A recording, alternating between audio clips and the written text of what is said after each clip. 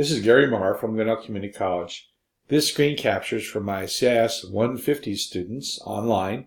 And in the screen capture, I'm going to talk about an example that would support the material covered in Section 4 on modules. This is the pseudocode piece first. And what you're going to find here is it still has a start and an end, like all of our pseudo programs have had so far. But the logic's going to be a little bit different, and then I introduce a couple of new concepts to this particular pseudocode. First, it's global variables and local variables. And also, this particular example has modules, which I've chosen my pseudocode to call functions. You can call them modules. Python uses a keyword def. As long as they're blocked off from your main program, they're fine in your pseudocode. Pseudocode is non-standard. Anything goes. The other thing I did with this particular example is I used a different comment character. In the previous examples, I used a pound sign or hashtag because that was the Python comment character. This one I decided to go with double slashes, which is used by the C family of languages. So you're likely to see this in C, C++, C#, Java, JavaScript. It's very common. And it basically does the same thing. Everything to the right of that double slash is a comment or program information that isn't executed by the pseudo, or we shouldn't incorporate that in our pseudocode logic. And if we convert it into a program, it isn't read by the programming interpreter, but it is just documentation that we use to help maybe the person's going to do an update on this program, or a person's going to use part of it to better understand what we were thinking when we put it together. So up top here, I declare my variables. I declare three variables, hours, rate, and earnings, as global. I initialize them to 0, 10.5, and 0, and that will make sense down here in the logic more. I might have been able to make rate a constant. It looks like it's hard-coded here. I probably would have, maybe in retrospect, or if I look at this again. And that relook at your logic quite often has a name of refactoring.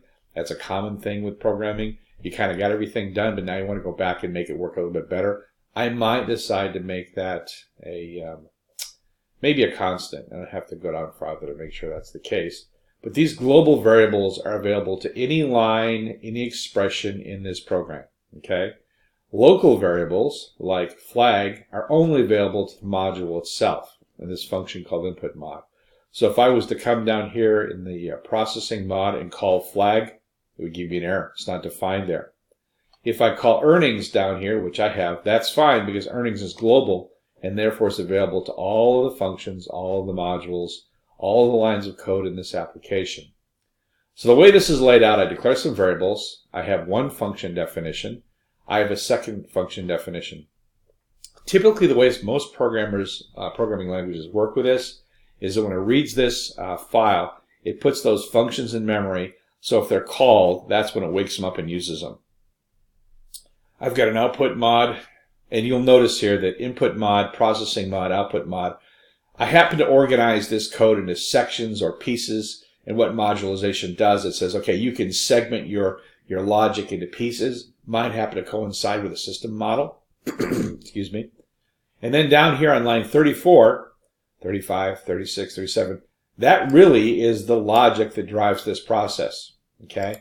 I'm consistent in that I use call, which is, again, my choice. You can use whatever you like, but I think call definitely indicates I'm going someplace else. I'm going to call input mod. Is there something called input mod? Yes, there is up here in this function. And when I call it, it looks to see if any parameters were passed, and none of these particular modules had parameters. So all the modules are empty. I'll call the modules as they're declared.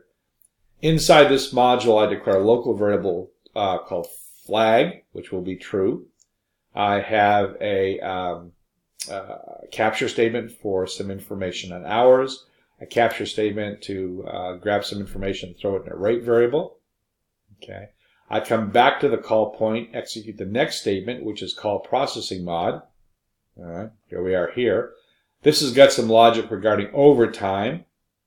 It returns back when it's done, and it's not sending me back any values. It doesn't have any inputs. It comes back down here, calls the next module called output mod, and this will use that global variable earnings and display it to the screen. Now, keep in mind, as you read through this section of the textbook, quite often functions have input parameters. They don't have to, and they could be one or more input parameters. Sometimes a function is a fruitful function and returns a value. This one does not. It updates global variables but doesn't return any value back to a call point. If I returned it back to a call point, I probably wouldn't see call here. I would probably see a variable equals, and then to the right of the equals I would see the module, because the intention of that module would be to return a value back to me for further processing. This has also been set up in Python, and the way Python is going to deal with globals is there's no keyword, but if the variable is declared outside of the a function, then it's global. I've got my functions defined, or my modules defined. Python uses a keyword def for define. In Python, even though global variables are visible throughout the program, if I'm going to use those variables inside a module, I have to say that they're global. And that way it's not confusing them with local versions with the same name. It is possible in many programming languages to have a local variable and a global variable with the same name, but be different variables with different values. So you got to be careful. Python forces the issue by making us use a global keyword. In Thonny here, the keywords are going to be in a lilac color. That's how we can tell those keywords. These are keywords that we can't use, that are reserved for Python, have a specific use in Python. I capture the hours, I capture the rate. There's the module for processing. There's the module for output. I don't have a call keyword in Python. I simply give it the module name. The parentheses is the key that it's a module or a Python function. You'll find that as we get into all programming languages, usually if this is at the end of an identifier name, it's some type of module, a function, a procedure, a sub-procedure, method, whatever. So it does this module first, this module second, this module last, and then the program has no more statements to execute, so it finishes. So when I run this guy, I'm going to hit the run button. It's going to ask me for the hours. I'm going to put in 10. It's going to ask me for a wage rate. I'm going to put in 10. And it's going to tell me that my wages for the week is 100. Now, the one thing I guess I'm not quite sure of here is this looks like it might have a problem because it did not give me earnings. Let me try running this one more time. This is a good exercise in terms of debugging a program. I've tested it and I've got some unexpected results. So I think when I wrote this initially, my intention was to give it overtime hours, which is greater than 40, 50, a wage rate of 10. Yeah, and this is saying that the overtime is 150 and the earnings is 500.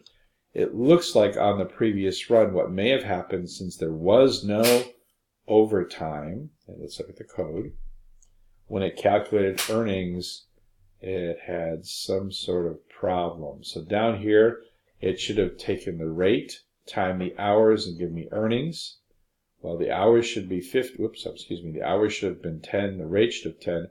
I would have expected an answer of 100, but hold on. One more thing here.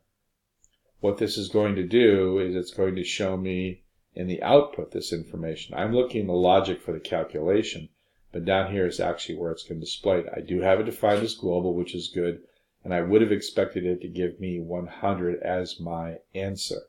Obviously, there's a problem here. So what you can do when you have problems is you can start to use the debugger, and also Thonny has the ability to display variables with that debugger on the side of the screen. That's a little cramped here. Let's see if we can get it in here. We're going to do tools. I'm sorry, not tools. It's going to be view. There it is. We want to see, let's see. We want to see variables. Okay. And there are my variables on the side. And what we want to do is we want to walk through the program. Probably at this point is where we want to start our execution inspection. So I'm going to double click on that to set a breakpoint. Now what a breakpoint does, it stops execution at that point and lets me walk through the code a line at a time to inspect what the values of identifiers are. In fact, I'm going to change this to make this a little lower. Let me take that off. Let me go down to here, because this was the situation. This was the branch it should have taken if there was not more than 40 hours. So I've set the breakpoint. Now when I run it, I'm not going to use the run button. I'm going to use a little bug next to it. Let me slide this down so you can see there's a little bug for the debugger. When I run it now, It's going to start the execution of the program, but it's not going to stop till it hits line 46. Hasn't got there yet. I'm going to put 10 hours. I'm going to put a wage rate of 10, and it stopped. Excuse me, it didn't stop. It jumped this line of code. So right there is probably my problem, because earnings was never calculated. So if I come back up here, and I'm saying that if hours are less than 40, then what it should have done is put a message that said incomplete wages. Okay. And I should have got, oh, I'm sorry, it did do that. Now that I look at it, this is working as designed. Because it was less than 40 hours, it told me it had incomplete week wages. It did still make the calculation. It never got to the point where it calculated earnings, because earnings is only going to work if hours are greater than 40. So what I would want to do here is probably go back and change this program. This is a little confusing. It's not quite as robust as it should be. So what I would want to do is make some changes in this logic here so that perhaps the earnings value would have not shown at all. Mostly because it looks like earnings is only going to happen if it has 40 more hours. It should have said incomplete week wages, and at that point it probably should have broke out of the while or the if statement and gone on and displayed the output. So there's some changes to make in this one, and that's what happens. My pseudocode certainly, I thought, covered all the bases, but now that I've run the program, I can see some improvements I can make to make it better. This should be a good enough program to look at to understand a lot of the concepts covered in that modularization chapter. The code is out there in Canvas. I would encourage you to look at it. If you're interested in Python, you can download it and play with it some. If you have any questions, let me know.